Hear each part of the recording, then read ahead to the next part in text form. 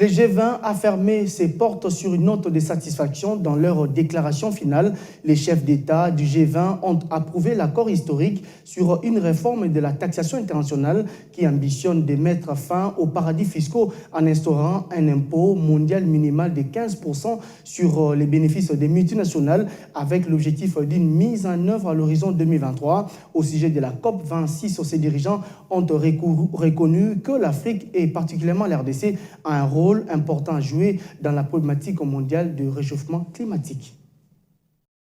Après 2 jours de travaux, les dirigeants des puissantes économies du monde ont réaffirmé leur accord de principe de mener des actions en faveur des économies des pays les moins avancés. Si la réflexion sur les climats va se poursuivre à Glasgow, au plan économique et sanitaire, quelques avancées significatives ont été notées.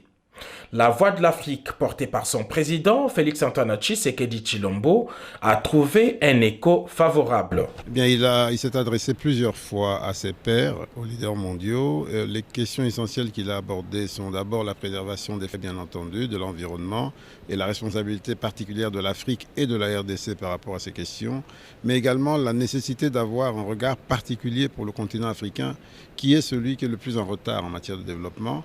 Et donc, et cela s'est retrouvé dans toutes les décisions, dans toutes les résolutions prises.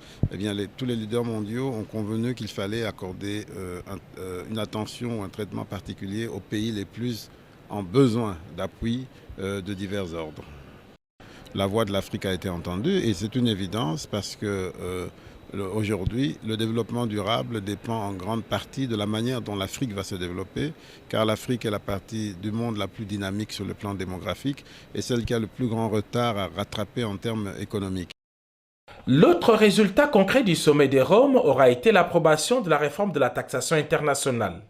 Invitée au sommet, la présidente de l'Organisation mondiale du commerce a salué le plaidoyer fait par le président en exercice de l'Union africaine. Pour le G20, je pense que Monsieur le Président, il a vraiment prononcé des discours très calibrés, très importants pour l'Afrique. C'était très clair ce qu'on veut pour nous en ce qui concerne nos demandes vis-à-vis le G20.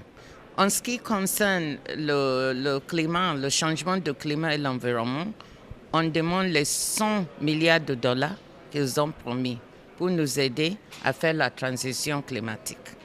En ce qui concerne la pandémie, on demande l'accès au vaccin. C'est tout, parce que ce n'est pas possible de voir que 60% de pays développés, que 60% de la population sont vaccinés en comparaison avec 100% des Africains. Donc, c'est simple.